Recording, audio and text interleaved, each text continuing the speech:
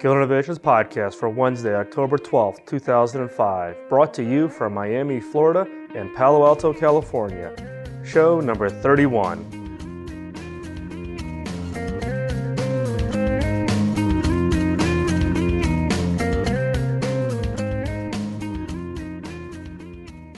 Hello, and welcome to the Killer Innovations Podcast. I'm your host, Phil McKinney.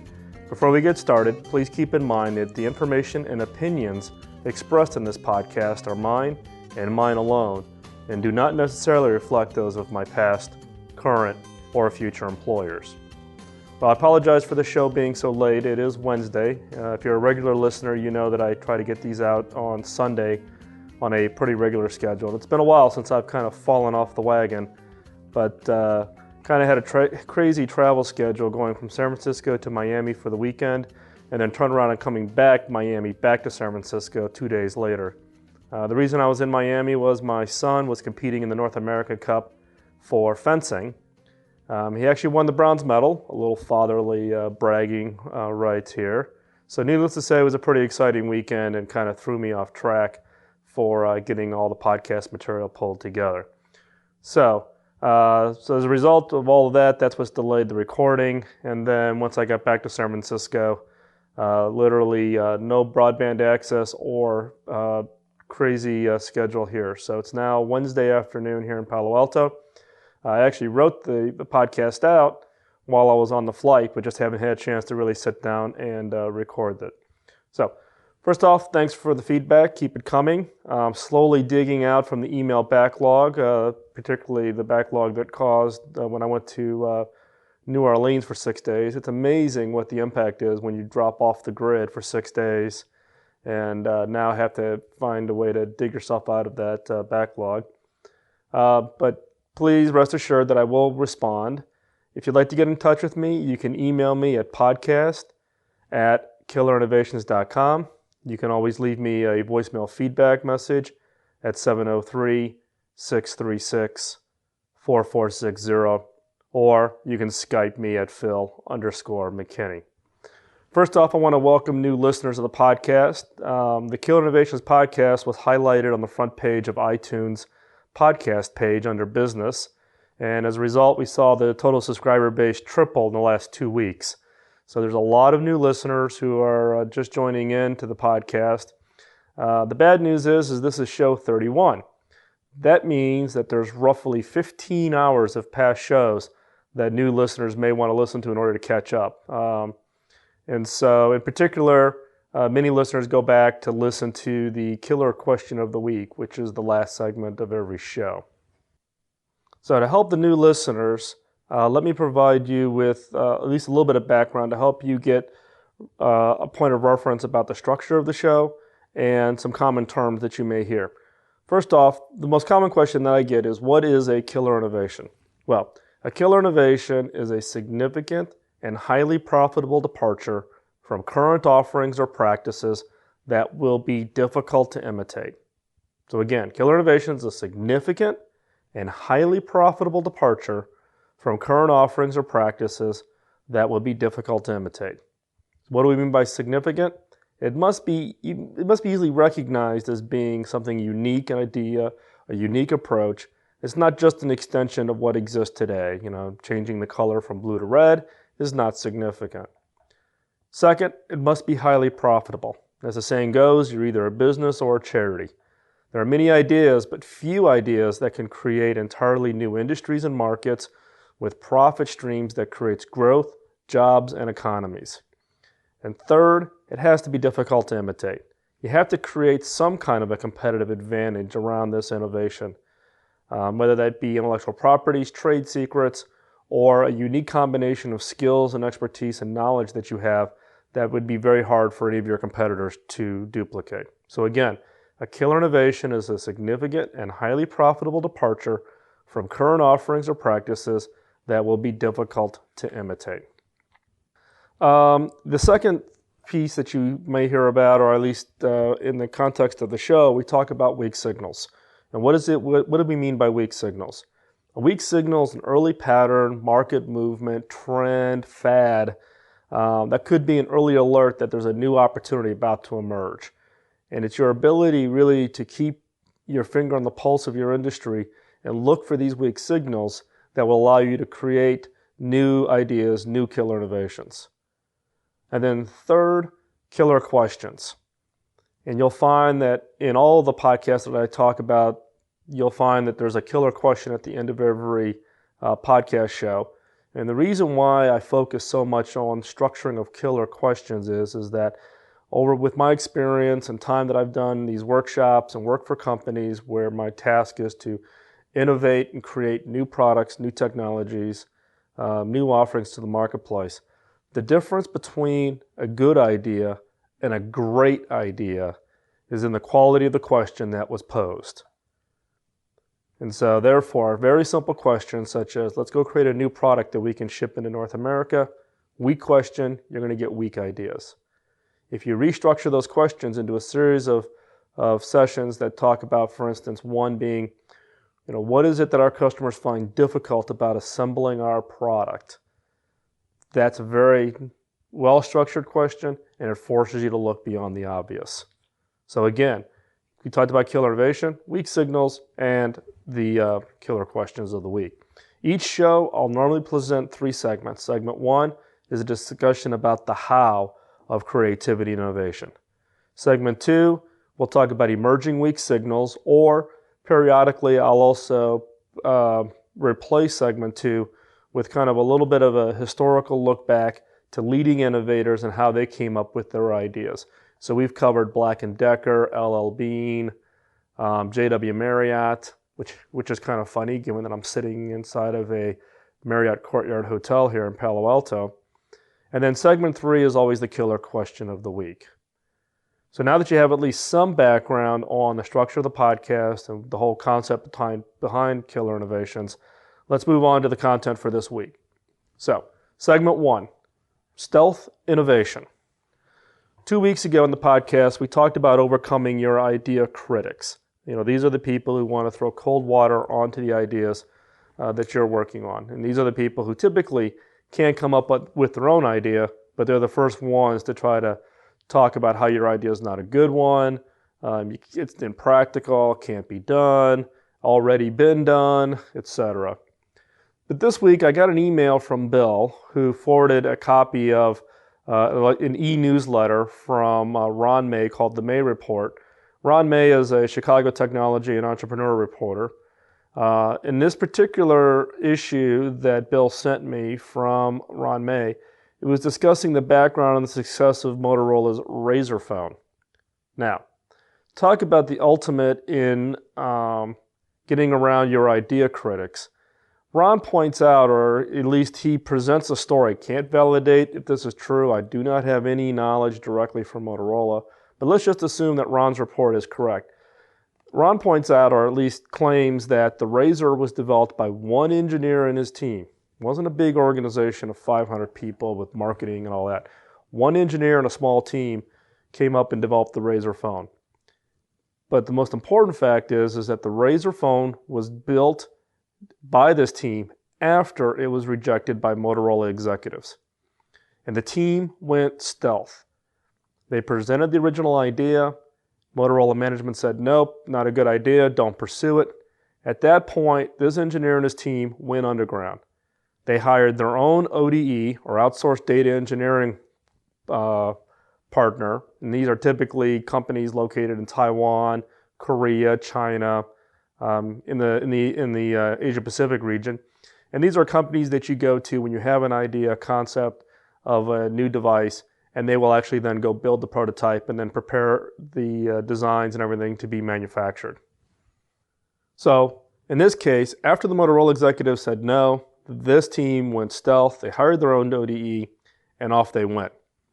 It's interesting, though, that Ron points out that now that the Razr has proven to be so successful, Motorola executives are lighting up trying to lay claim that they were the ones who greenlighted the program and who supported this stealth activity. But it's important to look at why was the original idea rejected? What was the idea critics' point as to why they didn't want the idea to move forward? Well, one was lack in feature function compared to competitors. And this is where a lot of large existing corporations run into problems. They tend to want to create these what we call function matrix. So basically you list out all the feature functions for a particular type of device, in this case a mobile phone. Across the top, you list all your competitors and you put checkboxes in each one of those checks. Now your objective is to cover off all of your competitors' functions and to have some that your competitors have not thought of or not available in their product. But this assumes that more feature functions is exactly what the users wanted. In this case, though, the engineering team that was developing the Razr said, "Nah, we're not going to focus on feature function. We're going to focus on design." So when you look at the Razr, it's really sleek, very thin, easy to put in your pocket. Some people would claim easy to lose, but it's really focused, is strong on design and not on feature functions. And the key there is that management couldn't get over the fact that you were going to be shipping a phone that when you laid out feature functions was less than the competitors. So when they got rejected by the management team, the Motorola executive went out, they hired their own ODE firm in China to do the prototype work. Once they got it to a prototype stage and can prove the function and have something to actually show management and to show customers for feedback, that was when they came back in and showed it to management. Now, when you think about doing stealth programs, and let me speak from experience. Prior to my current role, I was a chief information officer at a telecommunications company. And coming into the organization, it was a new organization, and there was some software systems that we needed to build, but it became obvious that it was not going to be built inside the existing culture. And we needed to get some really innovative thinking, and we needed to bring in some outside expertise and outside resources. So we actually did that entire project in stealth, meaning we didn't have the employees even know that the team existed, so they wouldn't be distracted by it. We didn't let senior management get involved from the standpoint of getting into a design by committee, because once the senior management or any kind of management gets involved, then everybody has an opinion on what it should look like and how it should be done. So we created a very small team, we empowered them to do it, and we kept it purely in stealth mode. Now be careful not to misinterpret what I'm saying here. What I'm not saying is that everyone should just ignore management. Please don't misinterpret that. One, I'm part of management in my current role, so don't ignore me if you work for the same company I do. But at the same time, management doesn't always have the right answer, particularly if it's management teams that tend to be more operationally or more administrative focused rather than technology or customer focused.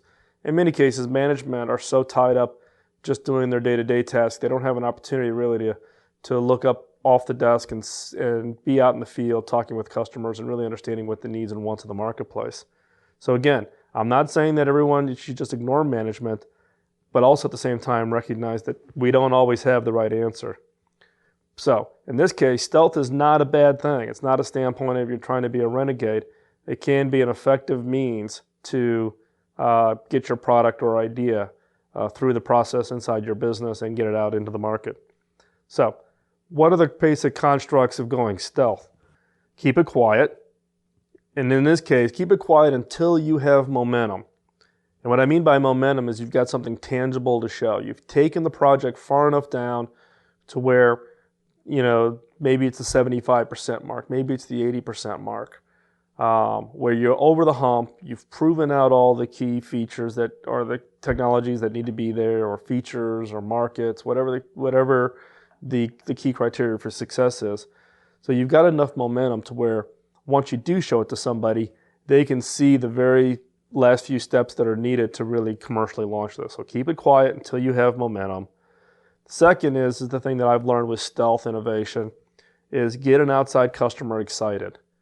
As you're going through the process of building this, and you'll see it in the gate milestone maps if you've downloaded that from the previous podcast. I think it was like show 15, 16, 17, something in that range, where we talked about gate milestones. In the gate milestone process that's available for download, if you go to the KI community site, you can you'll see in the gate milestone where I propose you always bring customers in early. Well, this is a case in the stealth mode.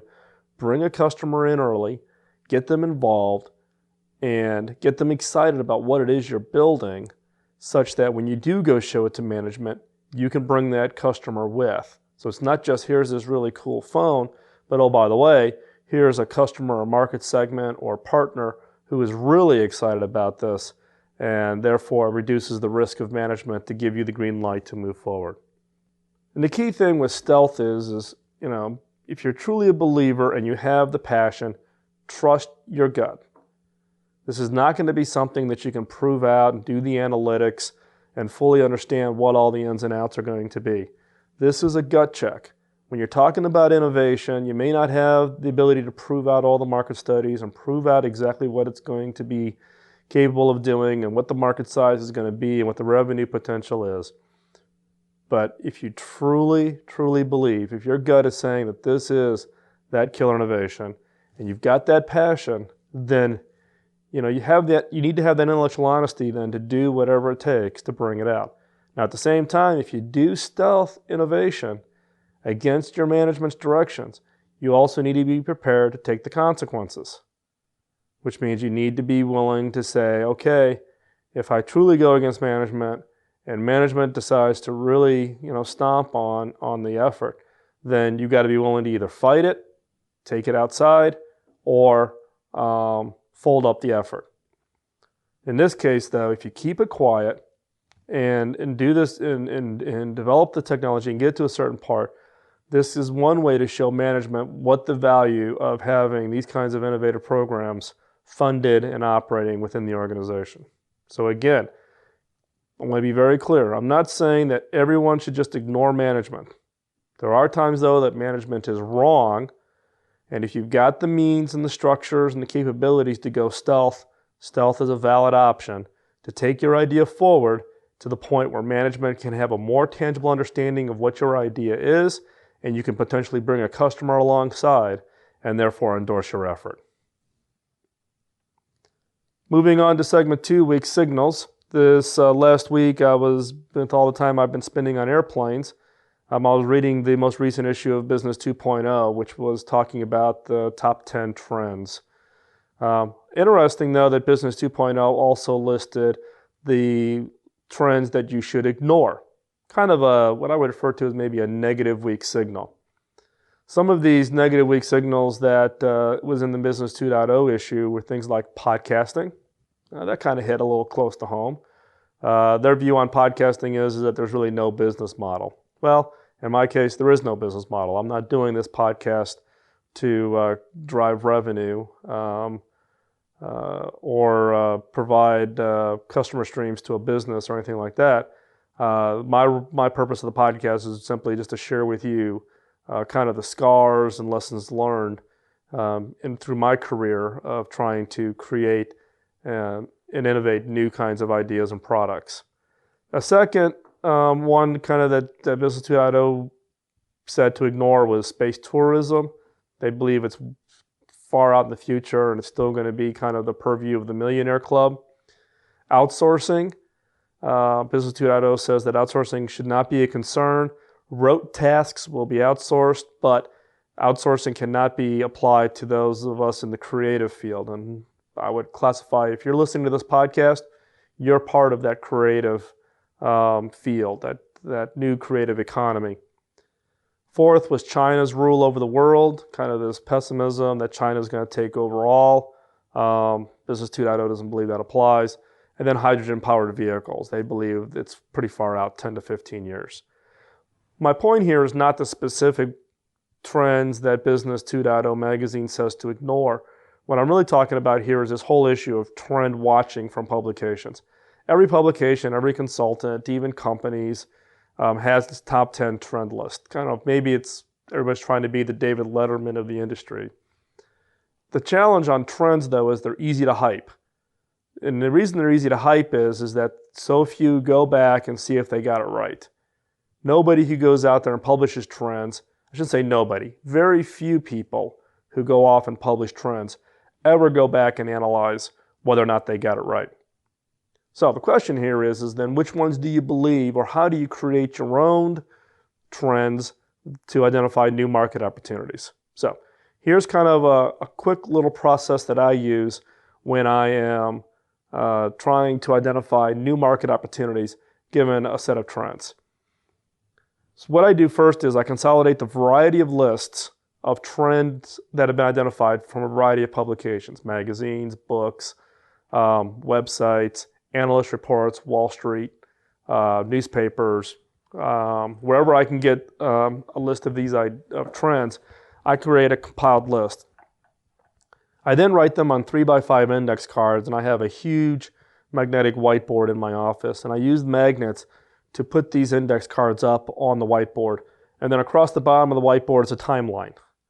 So 2006, 2010, 2020, 2030, whatever the timeline is that applies to your industry. And then I start positioning these index cards along the timeline that I think, based on what I've read, what I know of the industry, when do I think these trends are going to appear. Then, for each one of these trends, I back up along the timeline and I identify the key milestones that need to be hit in order for that trend to become a reality. So you can pick any trend, say space tourism to Mars. What are the key milestones that you have to have in place in order for that to become successful? Efficient rockets, the ability to generate water on a foreign planet, food, whatever, communications. What are all those milestones that have to be in place before that trend can become a reality? Then look at each of those milestones and identify, do they exist? Meaning we have technologies and we have means today to solve that milestone, or we don't. There's milestones that we have to achieve, but we haven't fixed it, such as water on a foreign planet. Then for all those milestones that do not have a solution today, you want to break them into two lists. One, the list of milestones that currently have research dollars allocated to them, whether that be federal government dollars, university dollars, private industry dollars, or potentially consortiums of any of those three. The second list are milestones that have little to no research dollars allocated to them. Now, I will tend to focus on those milestones that are in that one category that says that little to no research dollars are being allocated. And when I list out the milestones, the way I list these milestones out is I'm looking for what I call key control points.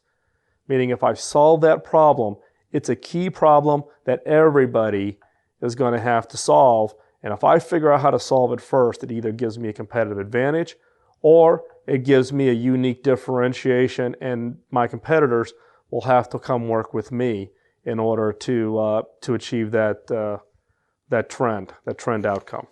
Okay? So again, the process: consolidate your entire list of all the trends that you're looking at. In my case, I put them on index cards and use magnets and put them on my whiteboard. I put them across the timeline. I what's called reverse the trend. I look for milestones. And then I break down those milestones into two categories: milestones that are technology exists today and milestones that the technology does not exist today. And for that list, I break it down again, looking for milestones where there's research dollars allocated or there's no research dollars allocated.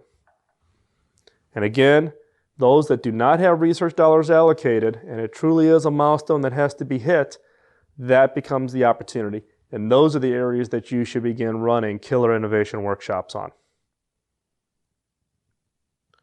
Moving on to segment 3, killer question of the week. It's kind of tied to this trend and how do you identify potential trend areas that could lead to new innovations. So the killer question for the week is, based on a specific trend, what products or services will be needed or desired by each social group? Based on a specific trend, what product or service will be needed or desired by each social group? And the key here is the difference between needs and desires. And you'll find that the needs of a certain social group, whether that be ethnic, geographic, socioeconomic, whatever the social group is, the difference between needs and desires are radically different. So let's use an example of the case of aging population. I've just gone through this with my parents, both who had severe medical problems. Fortunately, my wife is a registered nurse, and God bless her. She gave up her career in order to take care of my parents up until they passed away here a couple of years ago. When you look at the aging population and the situation where you're taking care of your family members, you quickly can see where there's gaps in today's system. So what are some of the needs in the aging population market today?